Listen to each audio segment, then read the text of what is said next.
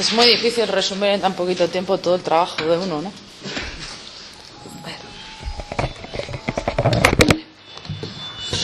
Hola con todos y todas. Yo les voy a contar un poco más bien sobre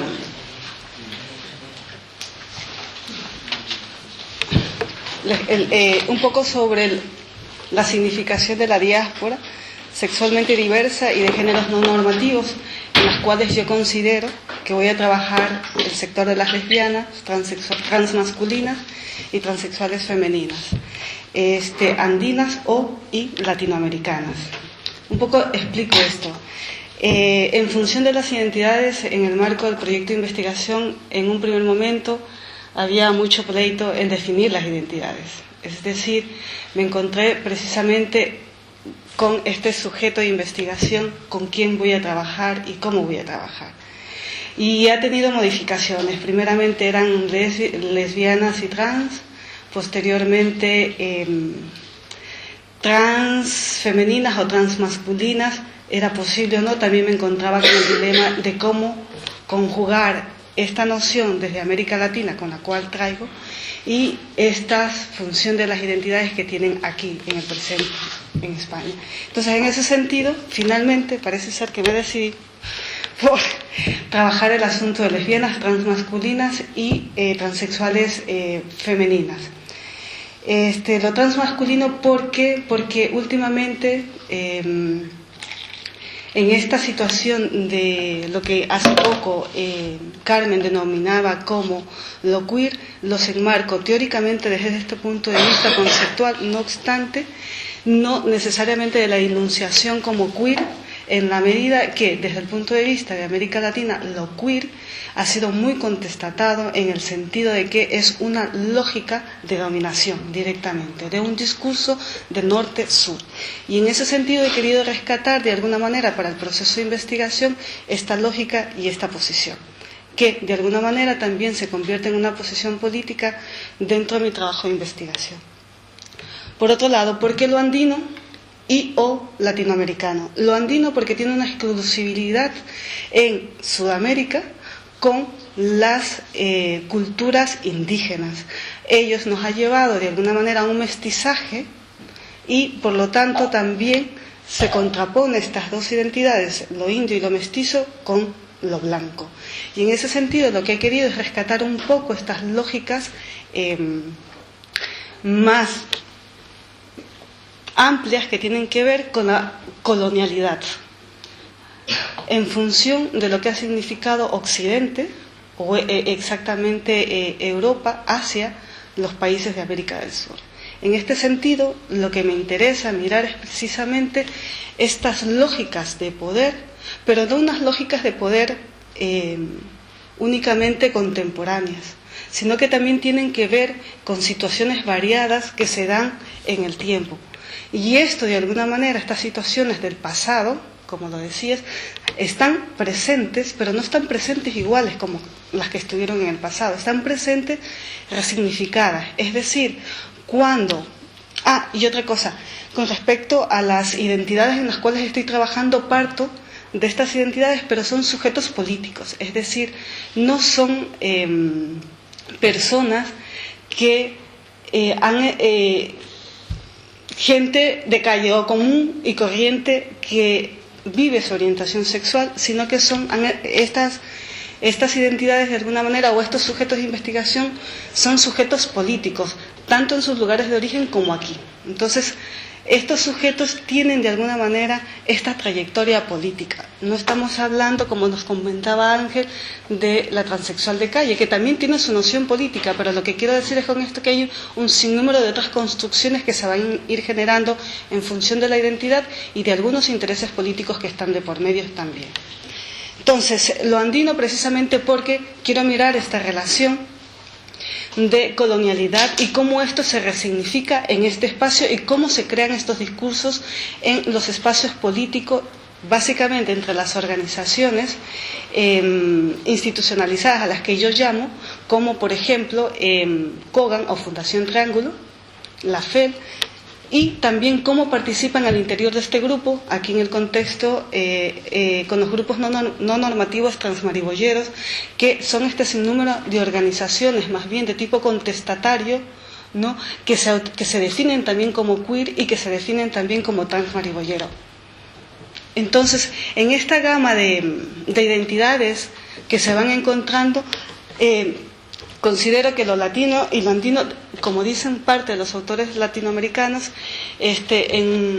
nos va a ayudar a ver nos va a ayudar a tener una mirada de cómo se van construyendo en alguna medida estos cuerpos, estas sexualidades en estos contextos diaspóricos.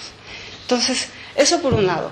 Por otro lado, antes de pasar a desarrollar, quisiera contarles también un poquito en función cómo inició mis inquietudes para el trabajo de investigación. Primeramente tiene que ver con mi propia trayectoria política en Ecuador y también tiene que ver cómo yo me articulo o me desarticulo de los procesos locales aquí.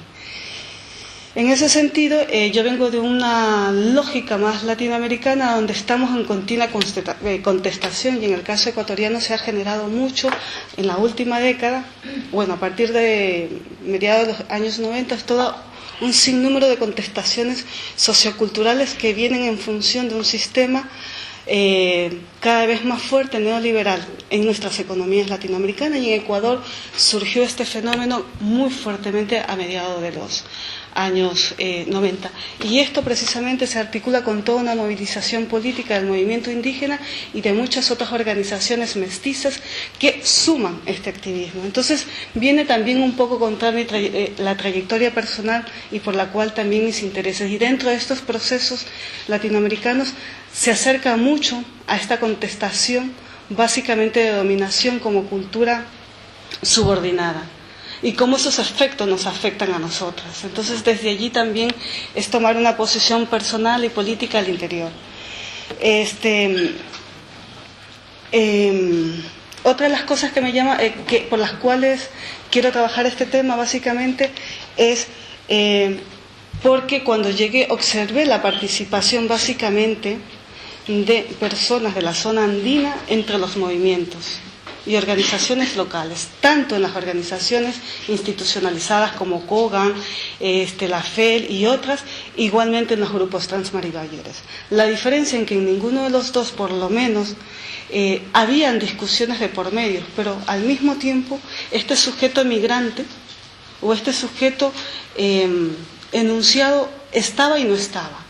Estaba en su enunciación, pero al mismo tiempo no se percibía participaciones de reflexión constante como en otros temas de interés, por ejemplo, anticapitalistas, como por ejemplo la propia identidad transmaribollera con mucha fuerza, que es muy importante, pero que al mismo tiempo que había un deseo de que el tema de los migrantes esté presente, pero al mismo tiempo no se consigue o no se ha conseguido.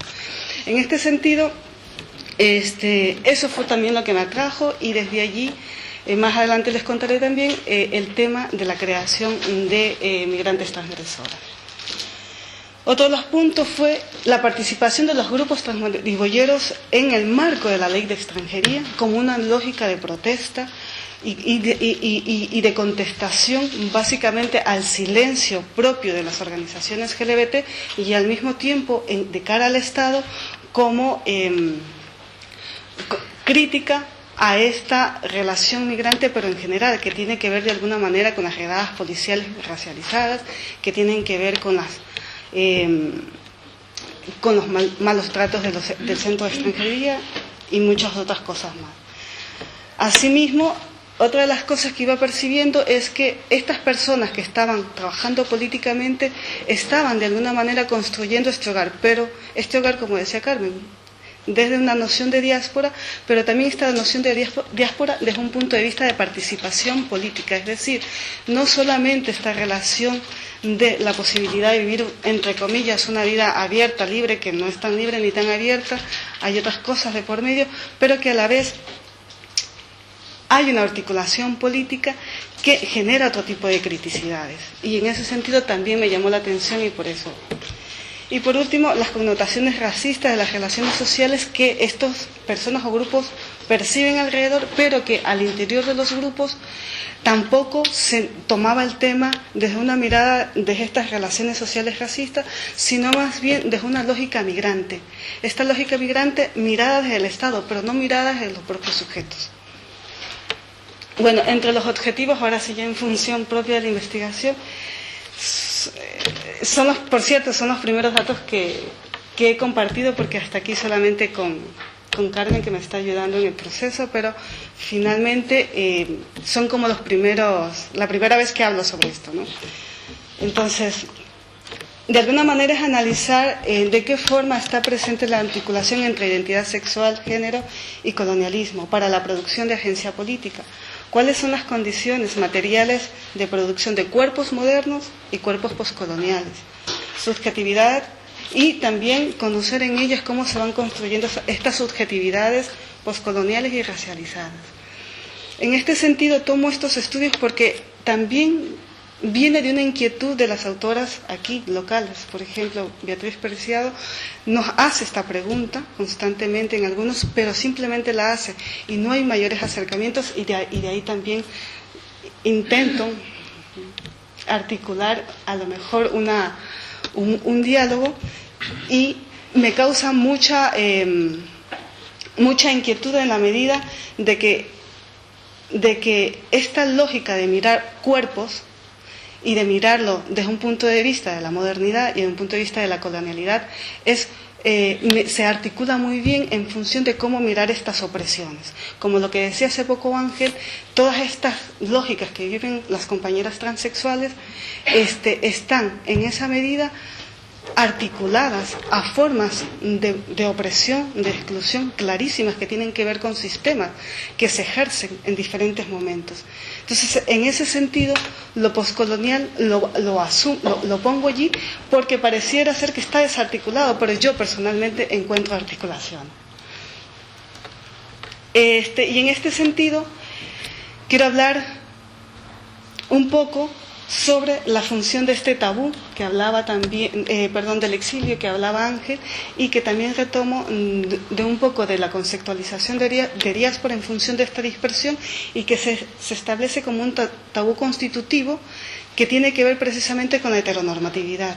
Esta heteronormatividad ya propiamente es una construcción que nace precisamente en la lógica moderna, y que desde ahí se desarrolla.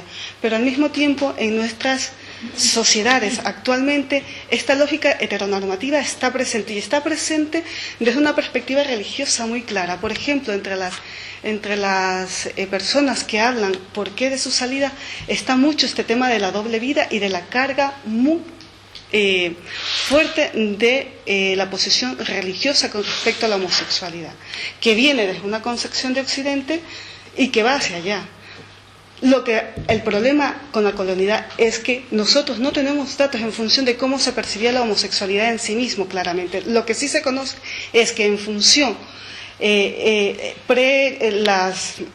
la sociedad, lo que llamamos homosexualidad en las sociedades precoloniales, la homosexualidad no es vista como la vemos ahora, son vistas sobre todo a partir de las prácticas, y lo que se rescata son a partir de personas y hombres, en hombres. Entonces no nos está diciendo lo de mujeres, por ejemplo, pero lo que sí nos está diciendo es que estas personas que mantienen prácticas homosexuales, digamos así, o prácticas sexuales con otros hombres, forman parte en algunas sociedades, no en todas, de la estructura, de la funcionalidad de lo que podríamos llamar sociedades. En ese entonces sociedades, a lo que hoy llamaríamos estados.